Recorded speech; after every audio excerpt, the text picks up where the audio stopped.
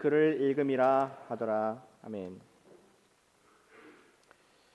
요즘 뉴스를 좀 많이 보게 되는 것 같습니다. 언제 기름값이 좀 떨어지나, 언제 전쟁이 끝나나, 기도하는 마음으로 더욱더 세상의 뉴스에 귀가 열려 있는 모습입니다. 얼마 전에 뉴스를 보았는데 그 미국의 항공모함 USS General R. Ford라고 하는 최정예 핵추진 항공모함이 수리를 하기 위해서 그 그리스의 항구에 입항했다는 얘기를 듣고 놀라게 되었습니다. 그 배는 그냥 배가 아니지 않습니까?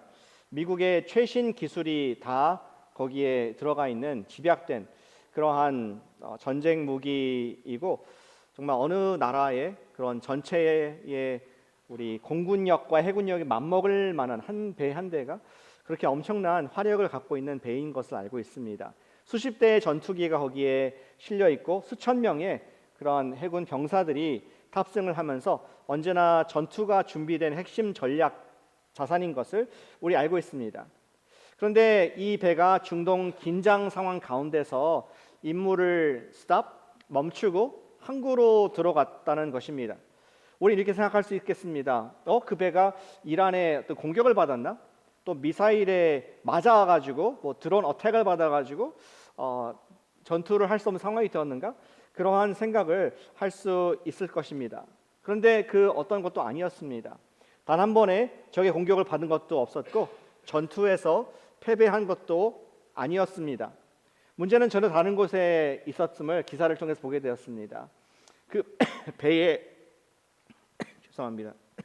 뒤쪽에 세탁실에서 이제 건조기에 불이 나가지고 그 연기가 자욱하게 이 선실에 들어갔고 200명이 가까운 우리 선원들이 호흡 곤란을 일으켜서 그것이 이머전시가 되어 이제 그걸 고치기 위해서 그리스로 돌아간 것을 보게 되었습니다. 얼마나 심했냐면은 거기에 매트리스에서 잘 수 없을 만큼 이제 다른 항공모함에서 1000개의 매트리스를 다시 새로 깔아야 될 만큼 그런 긴박한 상황이었다는 것을 듣게 되었습니다.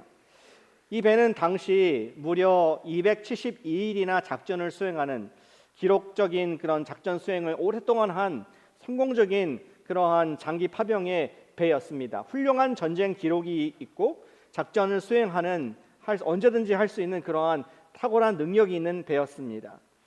하지만 아무리 훌륭한 배라 할지라도 세탁실에서 번진 불로 말미암아 이 배는 전선에서 빠져나와서 리트릿을 해가지고 항구에 수리를 받아야 되는 그런 처량한 신세, 거대한 항공모함이 그런 항구에 수리를 받는 신세가 된 것이었습니다.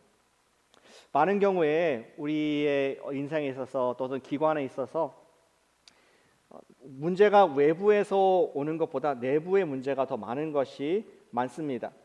적의 공격 때문이 아닙니다. 전투에서 진 것도 아닙니다. 저는 이것이 우리 영적으로도 교회의 모습이 아닌가 돌아보게 됩니다. 예수님께서 교회를 처음에 마태복음 16장에 세우실 때에 음부의 권세가 이기지 못하리라. 베드로의 그 고백, 주는 그리스도시요 살아계신 하나님의 아들이십니다 라는 그 고백 위에 이 반석 위에 내 교회를 세우겠다. 그리고 어떠한 사탄과 어떠한 마귀도 이 교회를 흔들거나 무너뜨리게 할 수 없다라는 말씀을 하셨고, 또 그 교회가 지금까지 2000년 동안 건재하고 또 하나님 나라가 확장되는 줄로 믿습니다. 그런데 아무리 정말 외부의 공격에 견딜 수 있는 그러한 견고한 교회라고 할지라도 내부의 작은 갈등 혹은 내부에 침투해 든 잘못된 복음의 물, 그것들이 교회를 흔들 수 있는, 적은 외부에 있는 것이 아니라 내부에 있는 것이 더 많다는 것을 우리는 교회 역사를 통해서 또 우리 주변을 통해서도 볼 수 있게 됩니다. 아무리 건강한 교회, 아무리 영적으로 정말 사명을 잘 감당하고 있는 영적 공동체라고 할지라도 내부에서 불이 나게 되면은, 내부에서 갈라짐이 있게 되면은 흔들릴 수밖에 없습니다. 오늘 사도행전 15장에서 성령 하나님께서는 우리에게 예루살렘 교회와 안디옥 교회 사이에 이러한 좀 내분이, 갈등이 있는 것을 보게 하시면서 우리를 돌아보는 그런 말씀으로 이 아침에 주시는 것을 읽게 됩니다. 우리 공동체 안에도 있을 수 있는 갈등의 문제를 우리가 해결할 때에, 또 앞으로 미래에 있을 법한 문제도 해결할 때에 우리는 견고한 반석 위에 세워지는 교회, 견고한 반석 위에 세워지는 가정, 견고한 반석 위에 세워지는 개인이 될 줄로 믿습니다. 참고로 우리 교회에 특별히 문제가 있어서 이 말씀을 드리는 건 아닙니다. 지난번에 13장 이후에 15장을 하는 것이 오해하실까 봐, 우리 교회 같이 그렇게 정말 서로 젠틀하시고 문제를 잘 해결하는, 갈등이 많이 없는 교회도 제가 본 적이 없습니다. 그러나 여전히 우리 가운데 또 죄가 들어오지 못하도록 우리 정말 방수를 하는 마음으로 이 말씀을 함께 듣고 나누길 원합니다. 내부의 갈등을 어떻게 해결하는가, 내부의 갈등을 어떻게 해결했는가, 또 우리는 어떻게 할 수 있는가 하는 것을 주님의 성령의 말씀을 우리가 아멘으로 받기를 원합니다. 여러분 주보에 두 가지 우리 설교의 포인트를 적어 놓으시면 좋겠습니다. 아무것도 없죠, 거기에 안 나갔습니다. 첫 번째, 우리가 기억할 어떻게 하면 내부의 갈등을 해결할 수 있을까? 첫 번째는 겸손으로 잘 듣자 하는 것입니다. 같이 해주시면 감사하겠습니다. 겸손으로 잘 듣자. 겸손으로 잘 듣자. 우리 옆에 분에게 그렇게 말씀해 주실까요? 겸손하게 잘 듣겠습니다. 옆에 말씀해 주세요. 겸손하게 잘 듣겠습니다. 네. 그것이 갈등 해결하는 첫 번째 방법인 것을 우리에게 지혜로 말씀해 주고 있습니다. 예루살렘 교회, 그들은 핍박을 받았습니다. 스데반의 순교 이후에 디아스포라, 흩어지게 됩니다. 씨가 쫙 퍼지듯이, 민들레 씨가 후 불면은 다 퍼지듯이 사도들이 흩어지면서 복음을 전했다는 이야기가 사도행전의 이야기 아니겠습니까? 우리는 사도행전에서 사마리아에게 복음이 전파된 빌립비 이야기를 들었습니다. 그리고 지난주에는 안디옥이라는 의외 지역에서, 현재 터키의 남동부에 있는 안타키아 안디옥이라는 곳에 그리스도인들이 썸바디가 복음을 전하자 전혀 유대 계통의 커처가 없는 사람들이, 생짜 로마인들이 예수님 믿고 제자가 되는, 예수님 믿고 교회를 이루는, 그래서 유대 계통의 크리스찬들, 또 로마 계통의 크리스찬들이 함께 예배를 드리는 아주 아름답고 놀라운 일들을 보게 되었습니다. 이런 놀라운 안디옥 교회의 제자 양성, 성경 말씀, 거기에 누가 있었습니까? 우리 바나바와 바울 선생님이 말씀을 열심히 가르치고 제자를 세웠습니다. 그래서 최초로 그곳에서 그리스도인이라는 그런 아이덴티티, 정체성을 갖게 되는 역사를 성경에 기록하고 있습니다. 이런 안디옥이 부흥이 자꾸 되니까 예루살렘에 있는 본 교회가 이것을 노티스하게 된 것이죠. 그리고 그들을 돕고자 어쩌면은 그들에게 말씀 교사들을 파송을 했습니다. 어쩌면은 부흥회를 했던 것 같아요. 말씀의 잔치를 했던 것 같습니다. 그들의 근데 메시지는 우리 교인들에게 조금 바더가 되는 메시지였습니다. 1절을 보시길 바랍니다. 1절에서 예루살렘에 어떤 사람들이 유대로부터 와가지고 형제들을 가르치되 너희는 모세의 율법대로 할례를 받지 아니하면은 능히 구원을 받지 못하리라. 뭐 이렇게 얘기한 것 같아요.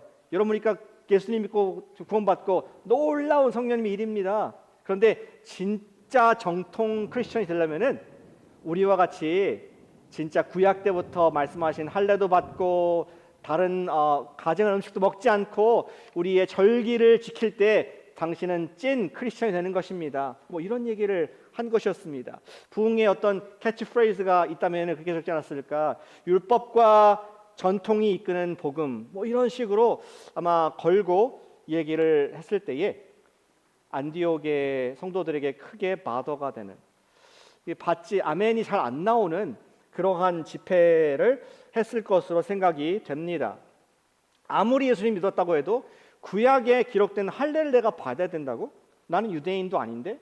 그래야 진짜 구원을 받는다고 말하는 유대파의 크리스천들의 리더의 말씀들이 쉽게 받지 못한 것이었습니다. 그래서 바나바와 또 그 교회의 리더는 바나바와 바울이 그들과 적지 않게 논쟁을 하게 됩니다. 2절 말씀에 그들 사이에 적지 않게 다툼과 변론이 일어난지라, 큰 갈등이 교회 내에서 있게 되었다는 것을 얘기하고 있죠.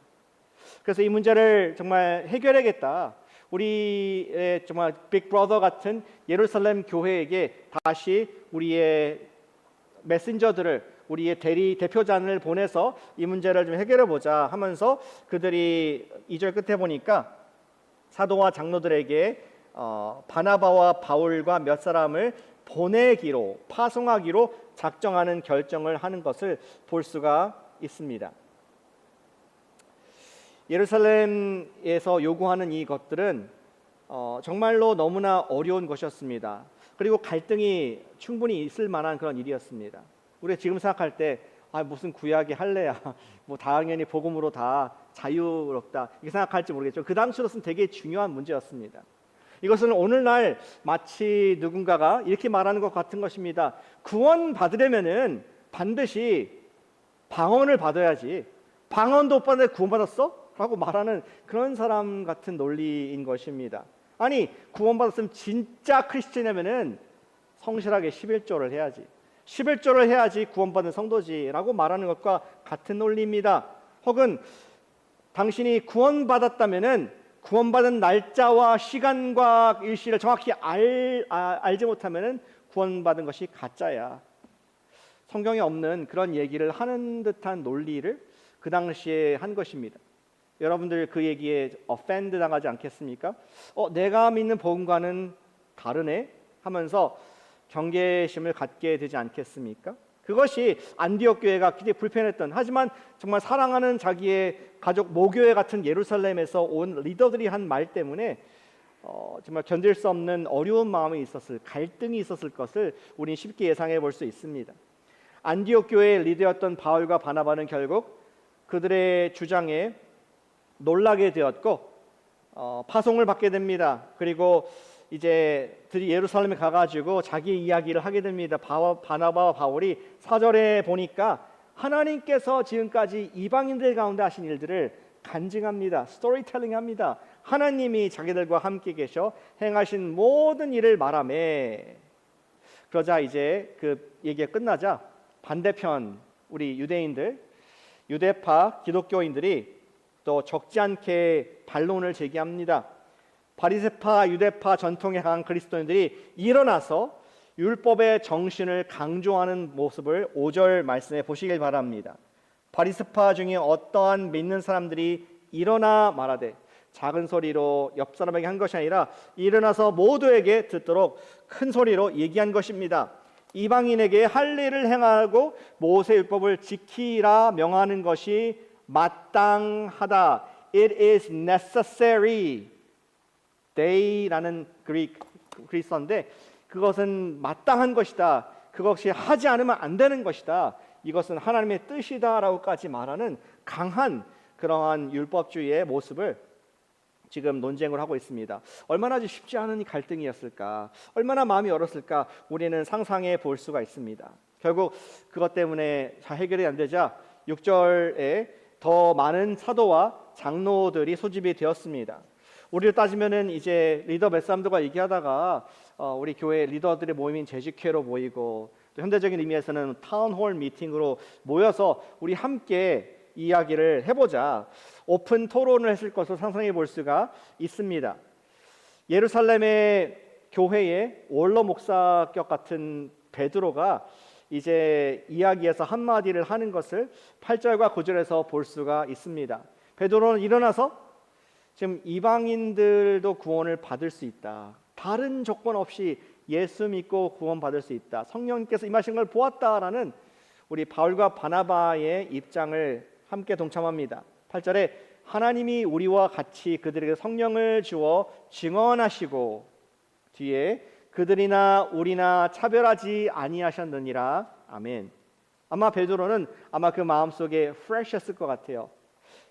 우리 사도행전 10장에서 그가 고넬료 이탈리아의 부대의 장교였던 백부장 고넬료의 집에 갔을 때 복음을 전했습니다. 그리고 복음을 전했을 때 그와 그 온 집안 식구들 가운데 성령님께서 임하신 것을 보고 깜짝 놀라게 됩니다. 아니, 복음 듣고 예수 믿었는데 이 이방인들도 할례를 받거나 유대에 지키지 않는데도 성령님께서 함께 하시는구나.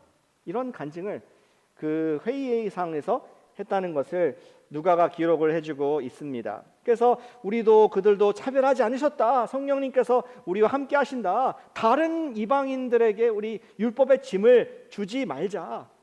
이런 얘기를 하자 12절에 여러분과 같이 잘 듣는 모습이 나옵니다. 온 무리가 가만히 있었다. 그리고 바울과 바나바도 이어서 자기들도 이방인들 가운데 경험한 하나님의 표적과 기사에 관한 말을 했고 역시 말하는 것을 들었다라고 이렇게 되어 있습니다. 말하는 것을 들었다 강조를 하고 있습니다. 반복되어 있기 때문에 그렇습니다. 그 13절에 말을 마침에 하고 운을 띄면서 그 당시에 예루살렘 교회에 이 회의를 주관한 의장 같은 역할, 야고보 사도가 말을 하기 시작합니다. 여기 있는 야고보는 예수님의 제자 야고보가 아니라 예수님의 친동생 마리아의 아들, 또 다른 아들을 말은 하는 것입니다. 그가 교회의 영적 리더가 된 것을 사도 누가가 얘기해주고 있습니다. 13절에 말을 마침에 그 야고보가 연설을 시작합니다. 13절에 말하기를 내 말을 들으라. 계속 말을 누가 하고 교회는 듣고 또 얘기하고 듣고 하는 그러한 이 다이내믹이 있다는 것을 성경이 반복 강조해 주고 있습니다. 좀 이 사건을 다시 돌아보길 원합니다. 예루살렘 교회와 안디옥 교회 사이에 큰 위기가 찾아온 것이었습니다. 이 문제가 해결이 어떻게 되느냐 안 되느냐에 따라서 교회가 갈라질 수도 있고 복음이 갈라질 수도 있는 상황이었습니다. 이 문제가 중요한 이유는 이것이 어떻게 결정이 나느냐에 따라서 복음이 예수님께서 말한 세계적인 모든 민족과 모든 족속에게 나가는 복음이 될 것인가, 아니면은 유대 교회의 어떠한 한 분파로서 있다가 역사 가운데 없어질 것인가 하는 갈림길의 중요한 이슈였습니다. 우리는 지금까지는 서로 다른 입장에서 사람들이 협력할 수 있는 방법으로 이 중요한 이슈를 해결할 수 있는 방법으로 말하고 듣고를 반복하는 것을 보게 되었습니다. 특별히 예루살렘 총회에서는 이방인 안디옥 교회에서 온 바울과 바나바에게 말씀을 전할 수 있는 기회를 충분히 주었다는 것을 보았습니다. 들었습니다. 이어서 변론을 허용했고 베드로도 말할 수 있게 되었습니다. 이렇게 서로 다른 입장의 사람들을 충분히 말할 기회를 준 교회는 또 잘 들었고 야고보 사도는 심지어 내 말을 잘 들어보십시오 하면서 듣는 것이 얼마나 중요한가를 우리에게 새삼 깨닫게 하고 있습니다. 여러분들도 제 말을 잘 듣고 계셔서 감사드립니다. 잘 듣는 교회가 복받을 줄로 믿습니다. 잘 듣는 교회가 문제를 해결할 수가 있습니다. 누군가의 말을 잘 들어준다 하는 것은 생각보다 쉽지가 않습니다. 특별히 우리 문화 가운데 Do what I tell you. 나는 갑이고 너는 을이니까 을은 듣는 사람이구나, 듣는 사람은 을이구나 라는 그러한 문화적인 인식들이 있을 수 있다고 생각합니다. 그러나 그렇지 않습니다. 우리가 누군가의 말을 들어준다 하는 것은 겸손함이 필요하고 섬김이 필요한 것입니다. 능동적인 경청, active listening은 공동체 내에서 사랑과 섬김의 표현이 되는구나 하는 것을 본문에서 흐르는 기류를 발견할 수 있습니다. 잘 들어주기 위해서는 섬김이 필요합니다. 왜냐하면 우리도 말할 때, 저도 여러분들도 누군가와 대화를 할 때에 나도 모르게 죄성이 나오기 때문에 그렇습니다. 우리의 마음은 항상 주인이 누구라고요? 하나님이 내 주인이 되셔야 되는데 내 육의 본성은 늘 내가 주인, I, my, me, 내 unholy trinity, 그러한 모습이 우리 속에 자연스러운 죄의 본성입니다. 우리는 대화 가운데서도 은근히 내가 주인공이 되기 원하는 마음들이 다 있습니다. 만약에 그룹 포토를 우리가 100명이 사진을 찍었고 10장을 찍었습니다. 그중에 제일 잘 나온 사진이 어느 사진입니까? 목사님이 잘 나온 사진? 아니면 우리 성가대가 잘 나온 사진? 우리 셀리더가 잘 나온 사진? 택도 없죠. 제일 먼저 보는 것이 내가 잘 나왔나, 내가 잘 나온 사진 10장 중에 the best. 그것이 우리의 자연스러운, 누가 보라고 하지 않아도 자연스러운 우리 본성이 아니겠습니까? 누군가 대화할 때도 은근히 내가 좀 드러나고 싶은 마음이 있습니다. 상대방이 어떠한 경험을 말하거나 힘든 이야기를 할 때에 우리는 끼어들고 싶은 마음이 들 때가 있습니다. 우리는 내가 옳다고, 내가 정말 선하다고, 내가 귀한 사람이라고 말하고 싶은 육의 욕망을 대화 가운데서도 가지고 있기 때문입니다. 특별히 저분이 말하는 내용이 내가 경험해 본 내용이라면은, 또 내가 조금 안다고 생각하는 내용일수록 우리는 상대방의 말을 가로막고 자신의 경험과 주장을 하지 않습니까? 그러나 서로가 서로의 말만 하고 잘 들어주지 않는다면은 결코 갈등은 해결될 수 없습니다. 사랑하는 여러분, 우리 간단한 적용을 우리가 훈련하는 마음으로 적용하길 원합니다. 그것은 우리가 겸손한 들음을 훈련하시기를 축복합니다. 겸손으로 잘 듣자 하는 것이 우리 기도하는 이 아침의 내용 되기를 바랍니다. 같이 해보실까요? 겸손하게 잘 듣겠습니다. 겸손하게 잘 듣겠습니다. 서로의 음성에 귀를 기울이고 잘 들어주는 것은 비단 신학적인 이런 어려운 문제들을 해결하기 위한 것만은 아닙니다. 그것은 교회 안에서 성도가 갖고 있는 갈등들도 서로 들어주는 것을 포함합니다. 한 기독교 작가인 플로렌스 리타워, 우리 그림이 있죠? 플로렌스 리타워라는 그러한 우리 기독교 작가가 있습니다. 플로렌스는 교회 안에서 성도가 갖고 있는 갈등들을 이기기 위해서 경청의 active listening 얼마나 중요한가를 이야기해주고 있습니다. 그는 그의 책에서 소개하는 내용인데요. 플로렌스는, 그 여자는 비교적 말이 유창하고 또 말을 잘하는 그러한 성격이었지만 자기의 딸은 조용하고 내성적인 아이였다고 합니다. 그러니까 딸이 어떤 중요한 말을 하려고 입을 뻥끗할 때 얼마나 집중해서 경청해야 되는지 그 중요성을 너무 잘 알고 있는 엄마 플로렌스였습니다. 그런데 문제는 딸의 말을 듣다가 보면은 자꾸 끼어들고 싶고, 자꾸 조언을 주고 싶고, 자꾸 결론부터 얘기하고 싶은, 기승전 다 듣기도 전에 바로 결론을 내고 싶은 것이 엄마의 마음인 것을 그가 충동을 발견하게 됩니다. 그래서 그녀는 매우 독특한 한 가지 방법을 사용했습니다. 딸이 말을 시작하게 하면은 자기가 커피를 끓인다고 합니다. 딸이 말을 시작하게 되면은 바나나 껍질을 깐다고 합니다. 그리고 딸이 말을 하는 가운데 내가 끼어들고 싶을 때에 커피 한 잔을 마시고, 딸이 말을 할 때 내가 또 막 올라오게 되면은 바나나를 씹어먹는 그런 훈련을 통하여서 끝까지 겸손하게 경청하는 방법을 자기가 훈련하고 연습했다는 그런 일화를 소개하고 있습니다. 그래서 그녀는 말하기보다는 끝까지 듣기 위해서 훈련을 했다. 그녀는 말을 합니다. 사람의 문제를 진짜로 도와주는 것은 내가 빨리 답을 주는 것이 아니라 그 사람이 끝까지 말할 수 있도록 들어주고 공감해주고, 아 그렇군요, 아 그렇게 그러셨군요, 우리가 그 말을 끝까지 들어주는 것이 진정한 문제의 해결의 시작이다라고 말을 했습니다. 여러분 집에 바나나를 많이 사놓으시길 바랍니다. 누군가 얘기할 때, 배우자가 얘기할 때 바나나를 씹으면서 드시길 바라고, 자녀가 얘기할 때에 커피를 드시기를 축복합니다. 이것은 어떤 기독교 작가의 말이 아니라 사실 하나님 말씀입니다. 우리 지혜의 책인 야고보에서 이렇게 기록하고 있습니다. 야고보서 1장 19절과 20절 말씀 화면에 띄워주시면 함께 읽겠습니다. 함께 읽습니다. 네, 사랑하는 형제들아, 너희가 알지니 사람마다 듣기는 속히 하고 말하기는 더디하며 성내기도 더디하라. 사람이 성내는 것이 하나님의 의를 이루지 못함이라. 아멘. 남의 말에 끼어드는 것은 하나님의 뜻이 아니다. 이런 말씀하고 있는 것입니다. 겸손히 경청하는 것이 참된 사랑의 시작인 줄로 믿습니다. 그런데 우리가 사는 이 시대는 내가 원하는 것을 내가 원하는 때에 듣는 것에 너무나 익숙한 미디어 시대에 살고 있습니다. 내가 원하는 사람을, 내가 원하는 채널을, 내가 원하는 영상을 내가 원할 때 듣고, 원치 않는 것은 안 듣고, 그런 것에 너무 익숙한 시대에 있어서 여기 성경이 말한 것처럼 우리는 내가 듣고 싶지 않을 때, 내가 더디 듣게 될 때, 답답할 때 성을 내는, 화가 나는 그런 문화 속에 살고 있음을 기억을 하게 됩니다. 그러나 섬김은 무엇입니까? 사랑은 무엇입니까?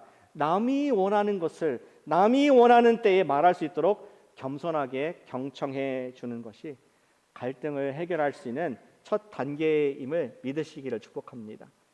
겸손한 경청을 매일 연습하는 우리 코너스톤 교회 되시기를 축복합니다. 아멘. 바나나를 많이 준비하시길 바랍니다. 우리 갈등을 해결하기 위해서는 겸손한 듣기를 하자 하는 것이 성경의 가르침입니다. 그리고 두 번째, 우리가 공동체 갈등 해결하기 위해서 두 번째는 사랑으로 말하자 하는 것입니다. 같이 해주시면 감사하겠습니다. 사랑으로 말하겠습니다. 사랑으로 말하겠습니다. 겸손히 경청할 뿐만 아니라 사랑으로 말하자.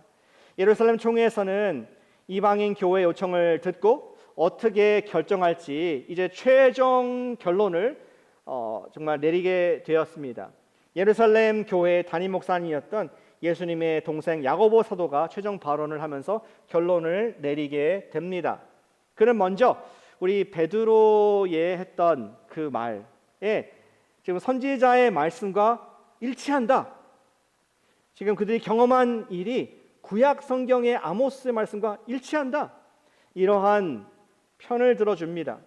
아모스 9장 11절 12절 말씀을 우리 16절 17절 말씀에서 인용하고 있습니다. 제가 다 읽진 않겠습니다. 근데 거기에 16절에 보니까 다윗의 무너진 장막을 다시 짓는다는 말씀을 인용합니다. 다윗의 무너진 장막, 예수 그리스도의 십자가로 무너진 그의 생명이 부활로서 다시 지어졌을 때에 그 다음 구절 보니까 모든 이방의 민족들이 그에게로 예수님께로 나오게 될 것이다 라는 예언을, 주를 찾게 하실 것이라는 예언에 딱 일치한다라고 지금 하나님 말씀과 경험을 결론 지어 주었습니다. 야고보는 지금 이방인들이 예수님을 믿고 있는 일과 구역의 예언이 하나가 되었고 이것이 핵심이다는 것을 분명하게 얘기를 했습니다. 그리고 나서 자신의 생각을 두 가지 제안을 의장으로서 하게 됩니다.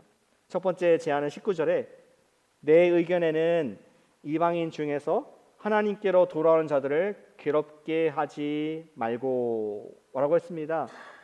율법의 멍에를 두지 말자. 복음 이외에 다른 것을 요구하지 말자 하는 것이 주님의 말씀과 일치된 결론이다. 그렇게 첫 번째 제안을 하고 있는 것이었습니다. 예수님의 복음이 우리를 죄와 율법으로부터 자유하게 한다는 성경 핵심 원리를 분명하게 정리 적용한 것이었습니다. 그리고 두 번째 제안을 합니다. 20절 말씀입니다. 우상의 더러운 것과 음행과 목매어 죽인 것과 피를 멀리하라고 우리 모든 교회들에게 범교회들에게 편지를 하십시다. 이방인들 교회가 있는 지역이라면은 그들과 함께하는 유대계의 크리스천들이 있는데 함께 예배를 드리고 있는데 그 유대계 성도들을 배려하는 취지에서 특별히 그들이 offend 받을 수 있는 문화적으로 받기 힘든 것들을 우리 이방인들도 하지 않기로 그렇게 제안을 했으면 좋겠습니다. 21절 말씀입니다. 예로부터 각 성에서 모세를 전하는 자가 있어 안식일마다 회당에서 그거를 읽음이라. 유대인들이 디아스포라 로마 각국에 퍼져서 회당에서 하나님 말씀을 읽고 있고 예수님 믿는 사람들이 있는데 그 사람들에게 걸림돌이 되지 않도록 우리가 이 세 가지 음식규례, 성적 거룩함, 피를 금하는 것, 이것을 존중해 주자는 말을 하고 있습니다. 왜냐하면 이걸 하지 않으면은 각 교회마다 유대 쪽 그리스도인들과 또 로마 쪽 그리스도인들이 함께 충돌을 하고 함께 음식도 먹지 못할 상황이 될 것을 알았기에 이러한 배려하는 이러한 사랑의 권면을 제안을 한 것을 보게 됩니다. 우리 야고보 사도의 말을 1번 제안, 2번 제안을 이렇게 요약할 수 있겠습니다. 구원은 은혜로만 받는다. 그러나 공동체는 사랑으로만 채워진다. 아멘. 훗날 17세기의 신학자 멜데니우스라는 사람이 이런 명언을 남기게 되었습니다. 여러분도 언젠가 들어보셨을 부터 명언입니다. 참 기독교 감사한 것은 좋은 우리 2000년 동안 많은 정리된 격언들이 있습니다. 그 중에 하나입니다. 본질적인 것에는 일치를, 비본질적인 것에서는 우리가 관용을, 그리고 모든 우리의 태도에 있어서는 사랑을 해야 한다. 하면서 이러한 포용과 화합의 정신을 말한 신학자가 오늘 본문의 말씀의 정신을 예수님의 마음을 담은 그러한 격언으로 만들었습니다. 이런 좋은 말씀들은 좀 적어 놓으셔도 전혀 인생에 문제가 없습니다. 적어 놓으시고 한번 기억해 보시기 바랍니다. 본질적인 복음에 있어서는 유니티, 타협할 수 없습니다. 우리가 이것에선 벗어날 수 없습니다 하는 그런 결단력과 확신. 그러나 비본질, 복음 이외의 다른 문화적인 것, 개인적인 것, 취향적인 것, 어떤 종교적인 것들은 내가 자유를 하겠습니다. 모든 행동에는 사랑으로 하겠습니다 하는 것이 우리 이 말씀의 정신을 잘 정리한 우리 신학자의 말씀인 것을 보게 됩니다. 오늘날 우리 일상의 교회 생활을 돌아보겠습니다. 우리 가운데 본질적인 복음의 부분 때문에 복음이 잘못 또 이해돼서 분쟁과 분열이 있는 일들은 많이 오늘날에는 없는 것 같습니다. 2000년 동안 오면서 교회가 많은 대화를 하고 심지어 전쟁도 해왔지 않습니까?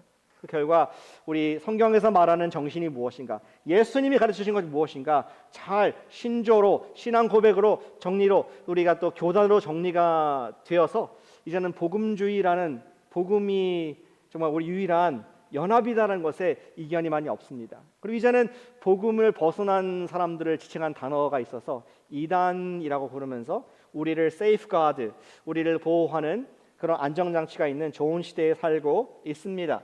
그러나 그럼에도 불구하고 공동체 안에 있는 우리들에게 더 큰 갈등의 이유를 보면은 본질적인 부분이 아니라 비본질적인 부분에서 갈등이 많이 있습니다. 특별히 오늘날 실리콘밸리에 자리 잡고 있는 한인교회만, 우리 같은 한인교회만 보더라도 여러분들이 여기 오신 문화적인 배경들이 다 다릅니다. 세대가 다릅니다. 신앙의 배경과 경험도 너무나 다릅니다. 경제적인 수준도 다를 수 있습니다. 다층적으로 멀티 레이어로 섞여 있기 때문에 사실은 갈등이 더 쉬울 수 있는 공동체가 한인 우리 이민교회, 특별히 실리콘밸리의 교회가 아닐까 생각해 보게 됩니다. 그렇다면 우리가 실제로 겪는 갈등들은 어떤 것이 있을까요? 우리 교회에 있다는 건 아니지만 있을 수 있는 갈등들은 예를 들어서 예배의 스타일을 놓고 갈등이 생길 수 있습니다. 나는 전통적인 찬송가와 성가대 또 오르간이 있는 예배를 소원하는 성도님들도 있습니다. 어떤 분들은 보다 자유롭고 현대적이고 또 정말 컨템퍼러리한 그런 음악이 나오는 예배가 은혜가 되고 뭔가 감동 있고 나의 바이브와 맞는 그런 성도들도 있을 거고 그 둘 가운데 긴장이 있을 수가 있습니다. 또한 언어도 차이가 있지 않습니까? 우리 지난주에 여러분들이 참아주셔서 영어로 설교를 들어서 이해는 하셨겠지만 은혜가 안 돼. 영어는 이해하는데 은혜는 안 돼. 이것이 문화적인 차이 아니겠습니까? 또 반대로 영어부에서 예배 드리겠지만 한어 예배는 내가 이해할 수 없어. 그 영성이 다른 이 갈등이 있을 수 있습니다. 소통의 간격이 존재합니다. 신앙의 표현 방식도 다릅니다. 어떤 사람은 감정적으로 뜨겁게 주여 하면서 표현하는 것을 중요하게 여기고 어떤 분들은 조용하고 질서 있는 신앙이 더욱더 mature, 성숙한 성도라고 생각하는 분들도 있습니다. 심지어 교회 안에서 사소한 선택들이 중요하게 될 때가 있죠. 무슨 음식을 오늘 점심 때 먹는가, 오늘 피자인가 햄버거인가, 오늘 같은 날에는 된장국이 생각이 나는 날 아니겠습니까? 사소한 것이지만 어떤 분에게 중요합니다. 셀에서의 모임 방식이 또 중요합니다. 나는 다락방에 익숙한데, 나는 구역에 익숙하고, 나는 셀에 익숙한데 이 교회는, 우리 교회는 뭔가 다르고 불편해. 그것이 비본질적이지만 중요하게 다가올 수 있습니다. 사역의 방향, 너무 선교 얘기 많이 하는 것 같아. 공부 너무 많이 하는 것 같아. 나는 좀 더 은혜 받고 기도하고 간증하는 것에 익숙한데 사역의 방향이 좀 다를 수 있습니다. 시간 사용 교회에서 다를 수 있습니다. 이런 것들도 때로는 갈등의 원인이 됩니다. 우리 교회는 그런 갈등이 없는 줄로 믿습니다. 이외에도 우리 교회 내에서, 셀 내에서도 서로 알지만 말하지 않는 크고 작은 개인들의 갈등, 가족들 간의 갈등들도 있을 수 있습니다. 그것이 나쁘다는 건 아닙니다. 문제는 이것입니다. 이런 비본질적인 것들이 어느 순간 나에게 본질처럼 승격이 될 때, essential, non-essential이 essential한 걸로 바뀔 때에 이거 아니면 절대 안 돼. 어떻게 교회가 그럴 수가 있어? 저 성도는 어떻게 그렇게 할 수 있어? 라고 우리가 마땅히라는 단어를 쓰기 시작할 때에 우리는 서로를 비판하고 정죄하기도 합니다. 바로 이것이 사도행전 15장에서 다루고 있는 문제와 본질적으로 다르지 않습니다. 당시에는 할례와 율법의 문제가 있었지만 오늘날에는 문화와 방식의 차이가 있을 뿐입니다. 문제는 동일합니다. 비본질적인 것을 본질처럼 붙잡을 때에 교회는 갈라집니다. 복음은 전파될 수 없습니다. 그러므로 교회는 분명한 기준을 가져야 되겠습니다. 아까 우리 복음 본문이 얘기하고 신학자가 얘기한 것처럼 본질에는 일치를, 비본질에는 좀 자유를, 그리고 모든 것에는 사랑을 가져야 할 줄로 믿습니다. 야고보의 결정이 보여주는 것이 바로 그것이었습니다.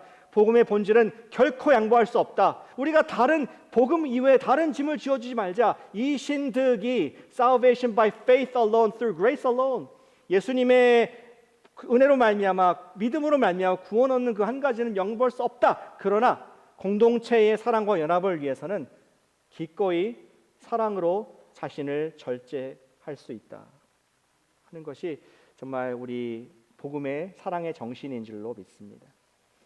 따라서 사랑하는 여러분, 이렇게 전 적용했습니다. 사랑으로 말하자. 아멘이십니까?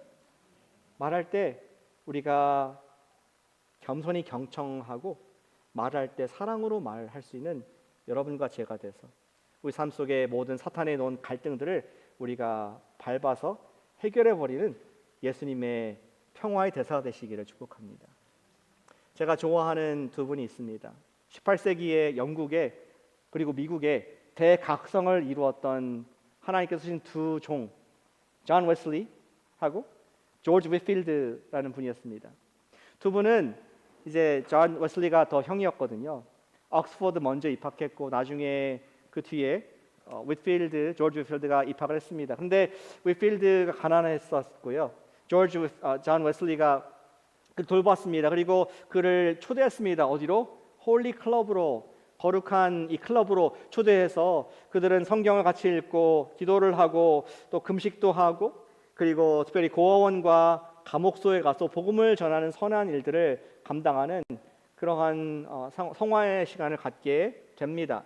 그들은 너무 사랑했습니다. 처음에 함께 동역했던 사역자들이었습니다. 함께 복음을 전했고 수많은 사람들을 주님께로 인도했습니다. 그런데 어느 순간 두 사람 사이에 깊은 갈등이 생기게 됩니다.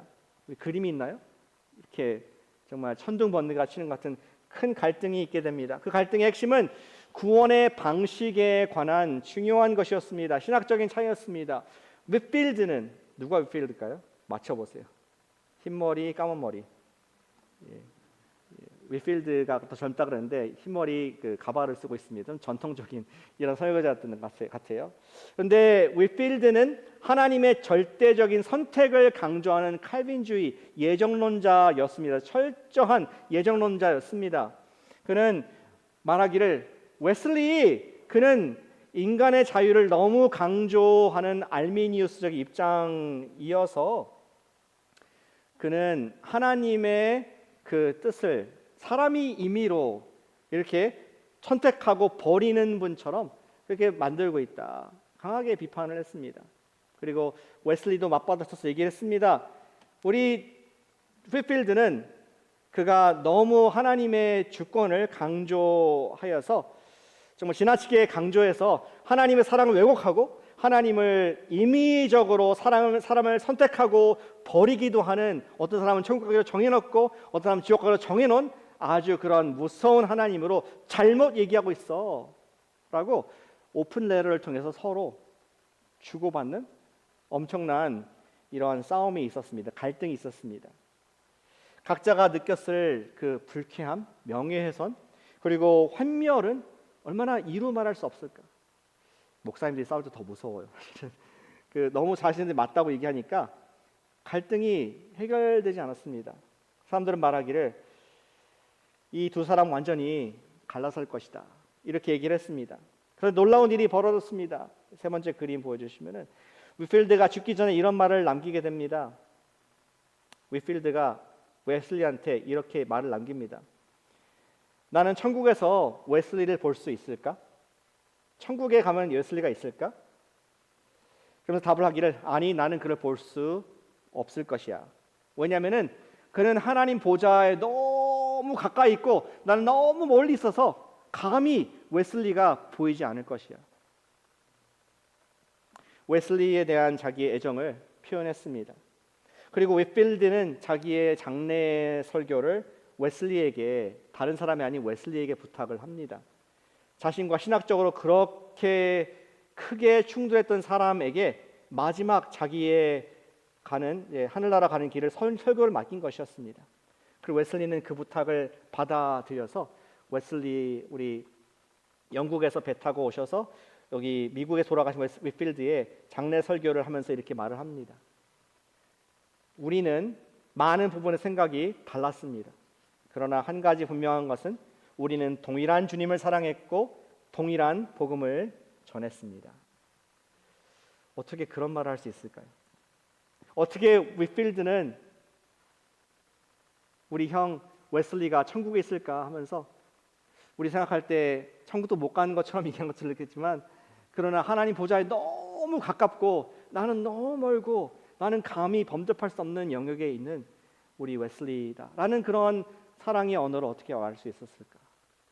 또 웨슬리는 그렇게 많이 싸움을 했고 동의할 수 없었지만 그의 장례식에서 우리는 동일하게 주님을 사랑했고 동일한 복음을 전했습니다 하면서 우리 감리교회 수장이신 웨슬리가 윗필드를 자기와 동격으로 얘기할 수 있었을까?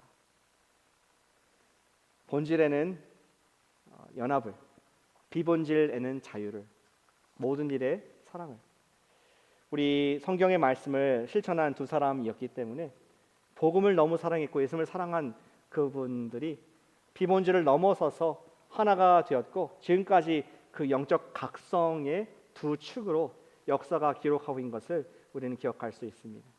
사랑하는 여러분, 우리 에베소서 4장 15절 말씀 세 번역인데요. 한번 같이 읽었으면 좋겠습니다. 에베소서 4장 15절 말씀 하나님 말씀입니다. 같이 읽습니다. 우리는 사랑으로 진리를 말하고 살면서 모든 면에서 자라나고 머리가 되시는 그리스도의께로 다다라야 합니다. 아멘. 저와 여러분들은 귀가 구원받기를 축복합니다. 저와 여러분들의 입이 구원받기를 축복합니다. 사랑으로 말할 수 있는 것. 내가 저분과 생각이 다르고 뭔가 상처도 되는 부분도 있지만 저분은 예수님께서 십자가에서 내 주님께서 보배 피를 흘리시고 돌아가 주신 하나님의 아들이셔. 하나님의 따님이셔. 하나님의 귀한 동역자이구나 하는 것을 우리가 사랑의 말로서 선포할 때에 우리의 non-essential, 비본질적인 부분들에 있어서 우리는 자유를 누리게 되는 복음의 신비를 경험하게 될 줄로 믿습니다. 사랑하는 여러분, 우리 삶 가운데 갈등이 없을 수는 없지만 그러나 우리가 예수님과 같이 여기 이 말씀과 같이 예수님께까지 다다라야 합니다. 주님, 나의 귀가 예수님 닮아서 겸손한 경청하게 하시고 주님, 나의 입술이 예수님의 사랑의 음성 담게 하셔서 비록 내가 저분과 동의할 수는 없지만 동의가 안 되지만 그러나 저분이 갖고 있는 예수님의 그 복음을 내가 존귀 여기고 형제로 자매로 사랑할 수 있는 입술을, 구원받은 입술을 주시옵소서. 그러한 날마다 성화가 되어가는, 그리고 우리 교회를 통해서 우리 항공모함이 되어서 영적 전투 이 베이 지역에서 복음의 우리 놀라운 전투기들을 파송하는 복음의 전진기지 되시기를, 코너스톤 교회를, 여러분들의 가정을, 여러분들의 자녀를 예수님의 이름으로 축복합니다. 아멘. 우리 기도 올려드리겠습니다.